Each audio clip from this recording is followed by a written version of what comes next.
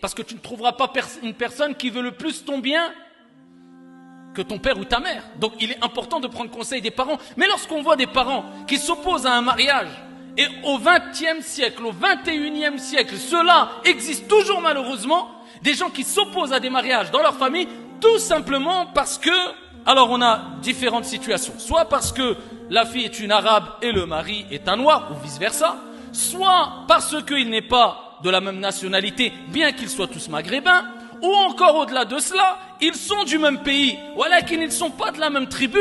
Un est Shlouh, l'autre est Jibli, l'autre est Rifi. Oh, même s'ils sont de la même tribu, l'autre vient de telle famille, l'autre il vient de telle famille. Même s'ils sont de la même famille, moi j'ai un conflit avec elle, je préfère que tu prennes un tel. Jusqu'où on va? Est-ce que ça c'est un comportement digne du musulman qui a compris les textes prophétiques et coraniques, billahi alaykoum? Et combien de filles s'attristent et pleurent tout simplement parce que cela a créé de la zizanie dans les familles. Ils se disent, si j'accepte, je vais m'opposer et peut-être créer une scission avec mes parents.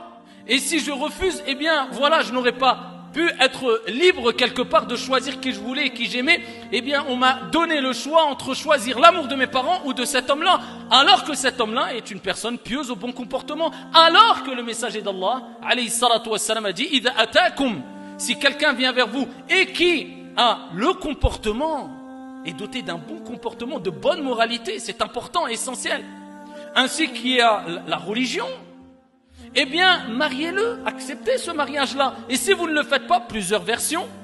Et parmi les versions, eh bien, il y aura une grande fitna, de grands troubles qui vont se répandre sur la surface de la terre, à force de refuser ce type de mariage, alors qu'il n'y a aucune raison de refuser ce type de mariage. A-t-on oublié que les plus grands des hommes après les prophètes et les envoyés, tels que Bilal ibn Rabah, radiyallahu anhu wa arda, eh bien, a épousé, alors que c'était une personne qui était de couleur noire, Bilal.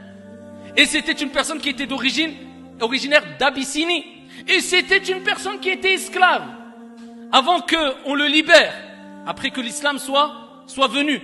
Et c'est une personne qui s'est mariée avec, ici, la sœur de Abdurrahman ibn Auf, radiyallahu anhu warda, qui était une femme faisant partie de la tribu des Quraysh. Et c'était ici quelque chose de noble et de grand. Et ils se vantaient de leur tribu. Eh bien voilà que, ici, elle a accepté de se marier.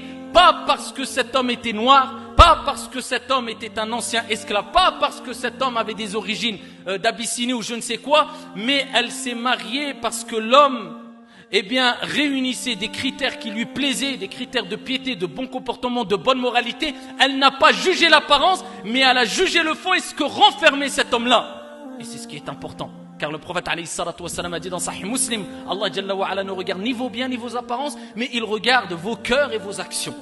Alors je ne parle pas de ceux qui ne veulent pas de eux-mêmes. Une femme ne préfère épouser un homme de sa nationalité, qui a la même nationalité ou qui a les mêmes origines. C'est une question de pratique, on va dire, ou c'est des goûts personnels, mais c'est loin du racisme. Ça, il n'y a aucun problème. Moi, je parle de ceux qui ne veulent pas parce qu'ils disent non. Il est noir, ou il est arabe, ou il est marocain, ou il est algérien, donc ce n'est pas possible par rapport à son origine ou par rapport à sa couleur. Ça, c'est du racisme.